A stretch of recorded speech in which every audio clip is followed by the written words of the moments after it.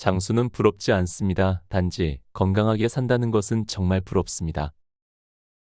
우리는 모두 길게 사는 것보단 아프지 않게 살다 가기를 바랍니다. 하지만 여러분, 이런 말도 들어보지 않았나요? 건강은 타고나야 되는 거다. 타고난 수명이 제일 중요하다. 정말 건강은 유전자부터 타고나야 하는 걸까요? 2019년 뉴욕타임스 보도에 따르면 부모의 키는 당신 키의 80, 90%를 설명하지만 부모의 수명은 당신 수명의 3%만을 설명한다고 발표했습니다. 이처럼 최근 연구 결과를 보면 사람이 얼마나 오래 살지를 결정하는 데는 유전자보단 평소 생활 습관에 큰 영향을 받습니다. 하지만 세월의 무게로 방법을 알면서도 실천이 어려운 것도 사실입니다. 그래서 이번 영상에서는 오늘 바로 실천 가능한 6가지 생활 습관을 알려드리려고 합니다. 맨발로 걸으세요, 운동하세요와 같은 뻔한 행동이 아닌 의외로 모르는 기적의 장수 습관을 알려드리려고 합니다. 지금 이 영상을 보고 난 뒤 모두 다 해보겠다는 마음보다는 6가지 습관 중에 딱 1개만 가져가겠다는 마음으로 오늘 실천해보세요. 건강한 노후를 보내는데 많은 도움을 줄 거라 확신합니다. 좋아요와 구독 버튼 한 번씩 눌러주셔서 저에게 작은 운들을 모아주시면 감사하겠습니다. 지금부터 시작합니다. 첫 번째, 지금 입속에 침이 얼마나 있는지 확인한다. 나이가 들면 입냄새가 난다. 아무리 상냥하고 보기 좋은 미소를 지으며 재미난 이야기를 해도 입냄새가 나면 손자는 도망쳐 버린다. 그렇다고 가족이 집안의 어른인 고령자의 입냄새를 지적하기는 쉽지 않다. 고령자는 가족들이 왠지 자신을 피한다고, 싫어한다고 생각해 소외감을 느낀다. 나이가 들면 입냄새가 나는 이유는 뭘까? 입냄새의 원인은 85%가 입안에 있다. 나이가 들면 침의 분비가 줄어서 입냄새가 난다. 입냄새는 늘 있기 때문에 본인은 쉽게 알아채지 못한다.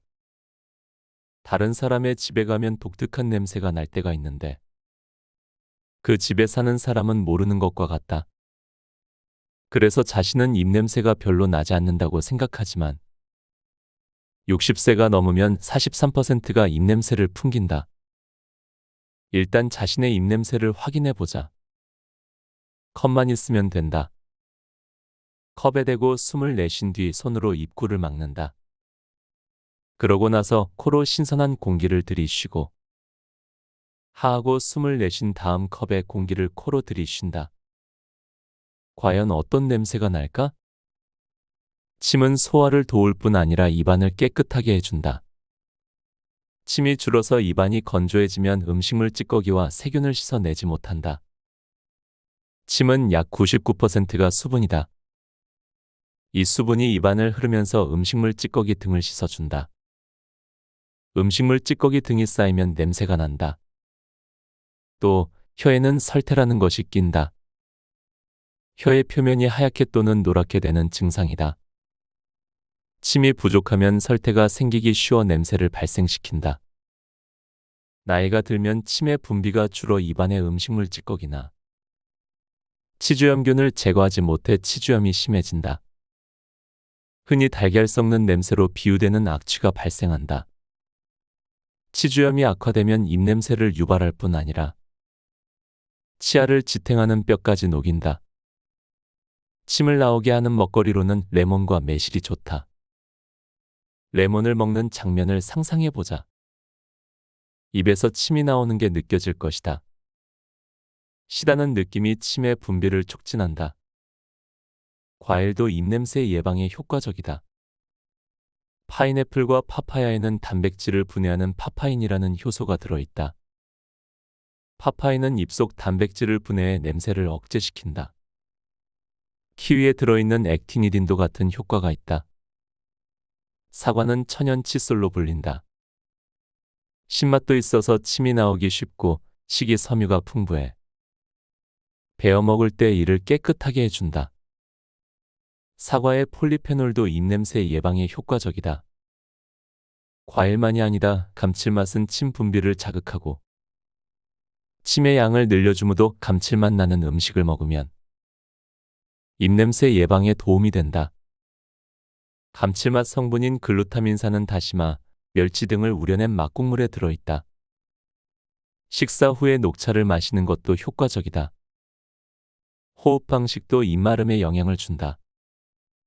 또한 당신은 지금 코로 숨을 쉬는가, 입으로 숨을 쉬는가? 입으로 숨 쉴 때가 많으면 입냄새가 심해진다. 코로 호흡하면 코를 통해서 입 그리고 폐로 공기가 흘러 들어간다. 공기가 건조해도 일단 코를 통함으로써 습기가 생기므로 입은 그다지 건조해지지 않는다. 반면에 입으로 호흡하면 공기가 직접 입으로 들어간다. 그러면 입이 말라 들러붙고 입냄새도 심해진다. 따라서 평소 코로 호흡하도록 해야 한다. 두 번째, 소변 참는 연습을 하자. 고령자가 외출을 싫어하는 이유는 화장실을 자주 가야 하기 때문이다. 나이가 들면 소변을 농축하는 호르몬이 줄어든다. 그러면 소변 농도가 흐려지고 양도 증가한다. 화장실을 자주 가는 건 소변을 담아두는 방광이 탄력을 잃기 때문이기도 하다. 방광의 신축성이 떨어지면 방광에 소변을 담아둘 수 없게 되어 조금만 소변이 차도 화장실에 가고 싶어진다. 남성의 경우는 전립선 비대로 소변이 지나는 요도가 압박을 받아 배뇨에 시간이 걸리거나 잔뇨감이 생겨 화장실에 자주 간다. 여성은 원래 요도가 짧은 데다가 근육이 약해져서 소변을 참지 못한다. 참을 수 있는 시간은 60분, 애를 써도 90분이 한도다. 커피나 차 같은 카페인 함유 음료를 마시지 않는 게 예방책이다.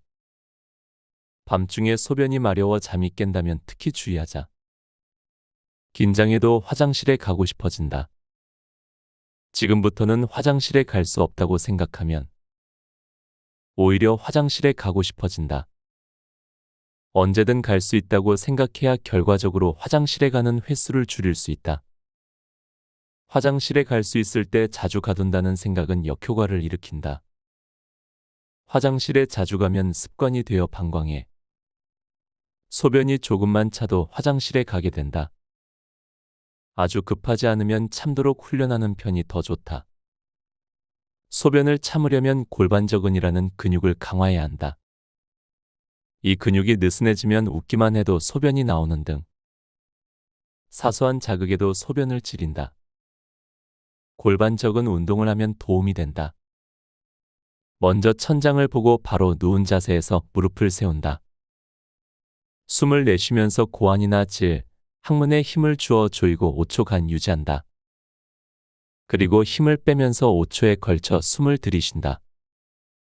다음은 네 발로 기어가는 자세를 취한 후 숨을 내쉬면서 고환이나 질, 항문에 힘을 주어 조인 채 5초간 유지한다. 마찬가지로 힘을 빼며 5초에 걸쳐 숨을 들이쉰다. 몸의 바깥쪽이 아니라 안쪽에 힘이 들어가도록 신경 쓰자. 이 운동을 하면 요실금뿐 아니라 변실금도 줄어든다. 나이가 들면 변실금도 생기기 쉬우므로 미리미리 운동 습관을 들이자. 세 번째, 가래는 무조건 뱉어내야 한다. 나이가 들면 자주 사레가 들린다. 인간이 입을 통해 먹은 것은 식도를 지나 위로 흘러간다. 공기만 기도를 통해 폐로 가게 되어 있다. 이것은 자동적으로 판별된다. 그러나 나이가 들면 이 판별이 제대로 이루어지지 않는다. 그렇게 되면 본래는 공기가 지나가야 할 길인 기도로 음식물이나 침이 들어가 폐로 향한다. 그대로 두면 폐렴에 걸리기 때문에 우리 몸은 기침을 해서 뱉어내려고 한다. 근력이 있는 젊을 때는 기침 한두 번이면 음식물이 배출되어 제 길로 흘러간다. 살에까지 가지 않는다. 그런데 나이가 들면 밀어내는 힘도 약해진다. 가래가 많아지는 현상도 사례와 관계가 있다. 식도로 가야 할 음식물이 폐로 가면 염증을 일으켜 가래의 원인이 된다. 가래는 더럽기도 해서 밖으로 뱉어내기를 꺼리는데 가래를 뱉는 것은 중요하다. 제대로 뱉어내지 못해서 가래가 폐로 계속 들어가면 폐렴을 일으킨다. 가래와 음식물이 폐로 들어가 폐렴이 되는 것을 오연성 폐렴이라고 한다. 오연성 폐렴의 경우 어제까지 건강했던 사람이 갑자기 생사를 헤매게 되기도 한다. 본인도 가족도 크게 놀란다. 그러므로 가래를 뱉어내려 할 때는 더러우니까 하지 말라고. 타박하지 말고 오히려 도와주어야 한다. 본인도 가족도 가벼이 여겨선 안 된다. 내가 만난 한 고령의 환자는 고혈압 약을 복용하지만 몸이 쇠약하지는 않았다. 백내장 수술을 받으러 입원을 했는데 수술이 잘 끝난 후 안대를 한 채로 저녁 식사를 하고 있었다. 그런데 갑자기 사례가 들려서 호흡을 할 수 없게 되었다. 의식을 잃었고 목숨이 위험한 상태였다. 다행히 현장에 있던 의사가 적절히 대응해 목숨을 건질 수 있었다. 처치가 빨랐던 덕분에 장애 걱정도 덜 수 있었다. 몸에 별 이상이 없는 사람한테도 이런 일이 일어난다. 이 경우는 병원 아니어서 즉시 대처할 수 있는 의사와 설비가 갖춰져 있어서 목숨을 구할 수 있었다. 병원 밖에서 일어났다고 생각하면 등골이 서늘하다. 고령자 스스로 가래를 쉽게 뱉는 방법도 있다. 꼭 알아두자. 먼저 코로 숨을 들이마신 다음 소리를 내지 말고 하타타타고 가쁜 숨을 세고 빠르게 내쉰다. 그럼 가래가 한 번에 올라온다. 그런 다음 3회 정도 기침을 하면 가래가 쉽게 나온다. 음식을 먹었을 때 살에 들리지 않도록 조절하는 힘이 어느 정도인지 알아보는 방법이 있다. 30초 동안 침을 삼켜보자. 젊은 사람은 평균 7.4회, 고령이어도 5.9회 가능하다. 침을 2회밖에 삼키지 못한 경우는 살에 들리지 않도록 조절하는 힘이 약하다고 할 수 있다. 그래서 트레이닝을 통해 단련해 둘 필요가 있다.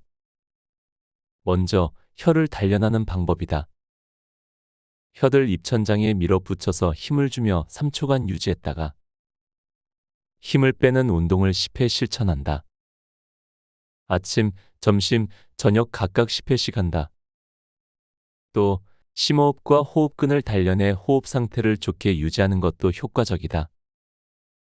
호흡근이란 호흡에 관계하는 폐 주위의 근육으로 이곳을 단련하면 호흡을 편하게 할 수 있다. 호흡근 단련은 매우 간단하다. 코로 3초에 걸쳐 공기를 들이마시고 6초 동안 입으로 내뱉는다. 촛불을 끄듯이 내뱉는 것이 요령이다. 펑퍼짐하게 내뱉지 말고 목표물을 향해 내뱉는다. 입이 오므라들기 때문에 폐 주위의 근육의 압력이 가해지는 것을 느낄 수 있다. 살에 들리지 않으려면 입이 마르지 않게 한다.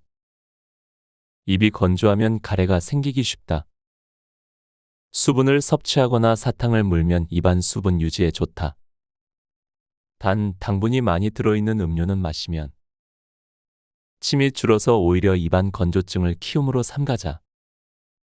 오징어와 문어회를 즐기는 사람도 많은데 이렇게 즐기고 잘 씹히지 않는 음식을 먹는 건 위험하다. 먹고 싶을 때는 목에 걸리지 않게 잘게 잘라서 먹어야 한다. 네 번째, 돋보기나 안경을 꼭 점검한다. 고령자는 왜 계단에서 잘 넘어질까? 중심과 눈의 영향이 크다. 나이가 들면 중심이 불안정해진다. 20, 30대와 비교하면 60대는 20%, 70대는 41%의 비율로 균형 감각이 떨어진다. 80대 이후는 80%가 넘는다. 게다가 고령자는 젊은 사람과 달리 몸이 앞으로 조금만 기울어져도 중심이 불안정해진다. 계단을 오르내릴 때는 몸이 앞으로 기울어지는 경향이 있어서 중심이 무너져 쉽게 넘어진다. 몸을 뒤로 젖히면 괜찮을까? 그렇지 않다. 몸을 뒤로 젖히면 미끄러지기 쉽다. 앞으로 기울이는 것도 뒤로 젖히는 것도 위험하다. 나이가 든 다음에는 쉽지 않긴 하지만 계단에서든 어디서든 중심을 잡고 걷는 습관을 들여야 한다. 중심을 얼마나 유지할 수 있는지부터 확인해 보자. 방법은 간단하다. 눈을 뜬 상태에서 한 발로 몇 초 동안 서 있을 수 있는지 확인한다. 15초 이상 버틸 수 있으면 괜찮은데 15초 미만이라면 중심이 불안정해서 넘어지기 쉬운 상태다. 참고로 이 확인 방법은 그 자체가 운동이 된다. 한 발로 서기를 몇 초 동안 할 수 있는지 매일 반복해 확인하다 보면 균형 감각이 향상된다. 단, 무리하다 넘어질 수 있으므로 사고를 당하지 않도록 주의해서 한다. 눈은 고령자의 넘어짐에 크게 영향을 미친다. 나이가 들면 눈이 잘 보이지 않아서 계단을 헛디디게 된다.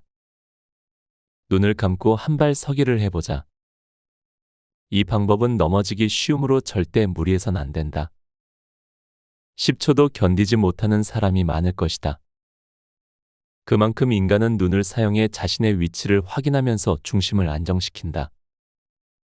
눈과 관련해 고령자의 넘어짐 사고에 영향을 미치는 주된 요소는 원근감, 안경 빛이다. 나이가 들수록 원근감이 떨어진다. 가깝다, 멀다의 판단을 하기 어려워진다. 계단을 헛디디기 쉬운 이유다. 다음은 안경이다. 사물을 잘 보게 해주는 것이 안경인데 오히려 사고를 부른다니 의아할 것이다. 고령자는 원근겸용 안경을 끼는 경우가 많은데 이런 다초점 렌즈가 넘어짐 사고의 원인이 된다.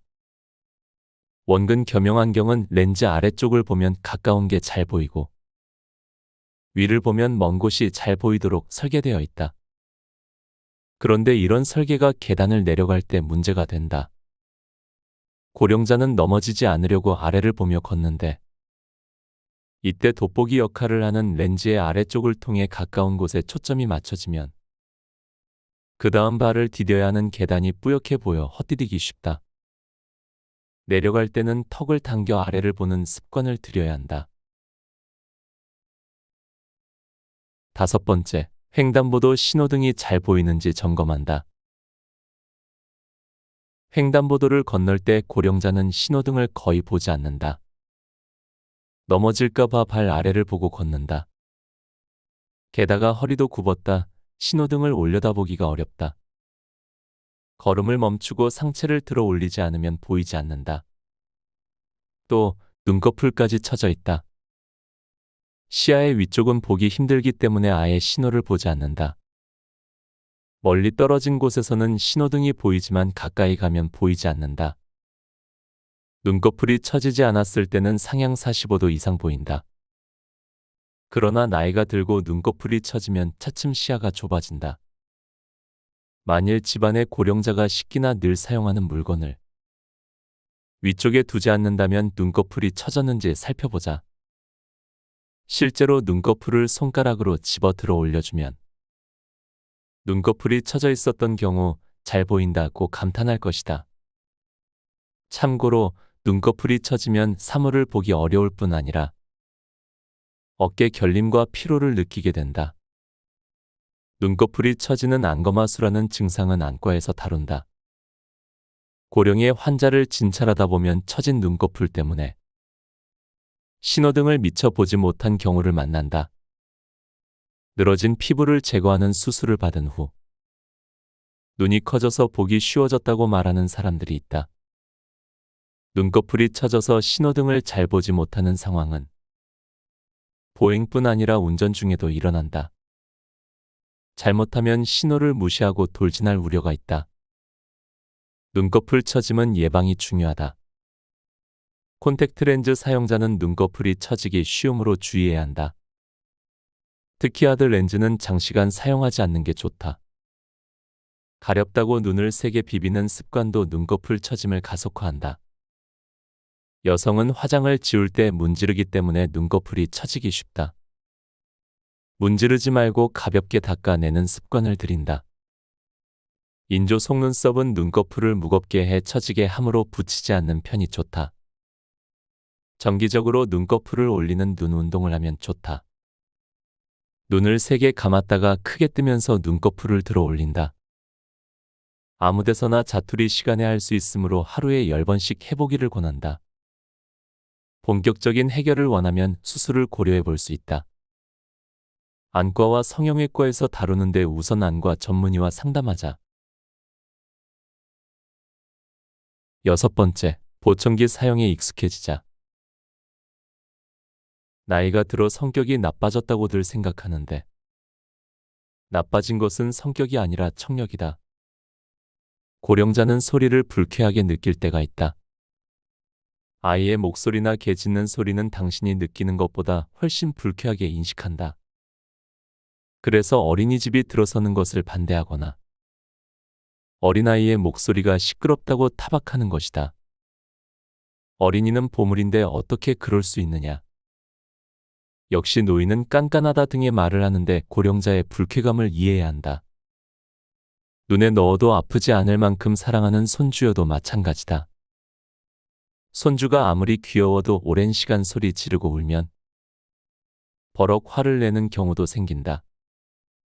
고령자는 고음역의 소리를 잘 듣지 못하지만 고음역이라 하더라도 일정한 음량을 넘으면 갑자기 시끄럽게 느낀다.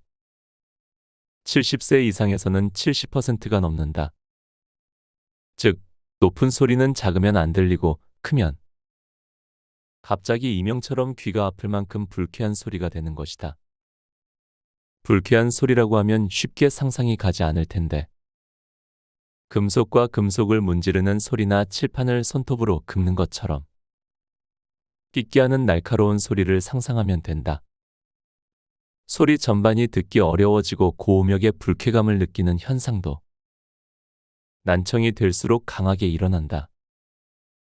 어린이나 동물의 울음소리를 시끄럽게 느끼는 고령자가 있다면 수고와 비용을 들여서라도 방음을 하는 게 좋다. 방음벽 두께를 2배로 하면 소리 발생원으로부터 2배 멀어진 것과 같은 효과가 있다. 공사를 할 수 없다면 천등으로 장벽을 치는 것만으로도 방음 효과를 줄 수 있다. 난청이 있으면 치매에 걸리기 쉽다. 난청인 사람은 그렇지 않은 사람보다 6.8세 더 나이를 먹은 것과 같다. 3년 이내에 간병이 필요하거나 사망할 확률이 2에서 3배가 된다는 연구 결과도 있다. 인간은 많은 정보를 시각을 통해 얻지만 청각으로 들어오는 정보도 상당하다. 그런데 귀가 잘 안 들려서 정보가 차단되면 어쩔 수 없이 주위와의 소통이 줄고 마트 점원이 말을 걸어도 귀찮게 느껴진다. TV와 라디오에서 무슨 말을 하는지조차 잘 알아들을 수 없으니 고독감이 증대된다. 이런 이유로 노화가 촉진된다. 상태에 따라 다르지만 노인성 난청의 경우는 보청기를 사용하면 비난청인과 비슷한 수준으로 들을 수 있기 때문에 일상의 불편함도 줄고 치매에 걸릴 확률도 낮아진다. 안경의 경우는 끼는 순간 잘 보이지만 보청기는 익숙해지기까지 시간이 걸리기 때문에 선호하지 않는다. 대부분 안경과 같은 기대치를 가지고 보청기를 구입하므로 돈을 주고 샀는데 쓸모가 없는 상황이 되어버리는 것이다. 그럼 어떻게 해야 보청기에 익숙해질까? 먼저 구입한 곳에서 자주 보정을 받는다. 평균 5, 6회 정도는 보정이 필요하다, 귀찮다고 생각되겠지만 값이 비싼 만큼 최대한 이용하는 것이 좋다. 또 단계별로 사용하는 것이 좋다. 보청기를 끼고 바로 밖으로 나가지 말고 우선은 조용한 실내에서 소리를 들어본다. 그 다음은 1대1로 대화할 때 사용한다. 두세 사람이 대화하는 자리가 익숙해졌을 때 밖에서 사용한다. 이렇게 하면 보청기를 효과적으로 사용할 수 있다. 보청기는 고액이다. 저렴한 것도 수십만 원, 비싼 것은 수백만 원이나 한다. 구입을 주저하는 이유다. 이비인후과 검진 결과가 일정 기준을 충족할 경우 장애요급 이상 보청기를 10%의 가격으로 구입할 수 있다. 보조금이 나온다는 사실을 아는 사람은 난청자 중에서도 9% 정도밖에 안 된다. 반드시 주위 사람에게 알려주자. 우리나라는 보건복지부에서 청각장애인에게 보청기 보조금을 지원한다. 곁에 두고의 짧은 생각. 최근에 위 대장 내시경을 받았습니다. 처음에는 애써 괜찮겠지라는 생각이 들었지만 내시경 날짜가 점점 다가올수록 설마라는 생각이 들기도 하더군요. 다행히 몇 개의 용종 제거만 했고 상태도 괜찮았습니다. 그때 느꼈습니다. 건강한 몸은 언젠가 한순간에 나빠질 수도 있겠구나. 그리고 그게 나일 수도 있고 아끼는 사람이 될 수도 있겠구나. 나이가 들수록 건강에 대해 더 생각하게 됩니다. 내 몸뚱아리지만 누군가에게는 아빠가 될 것이고 누군가에게는 한 배우자가 될 것입니다. 제가 어떤 건강한 유전자를 갖고 태어났는지는 모릅니다. 하지만 저는 제가 모르는 유전자 탓을 하기보다는 제가 할 수 있는 건강 습관을 조금씩 유지하려고 합니다. 오늘 하는 습관이 곧 나를 뜻하기도 하니까요. 여러분도 오늘 하루 몸도 건강하시고 마음도 건강한 하루를 보내셨으면 합니다. 오늘도 책 곁에 두고와 함께 해주셔서 감사합니다. 좋아요와 구독 버튼 한 번씩 눌러주셔서 작은 행운들을 모아주세요. 책, 노년의 부모를 이해하는 16가지 방법을 읽고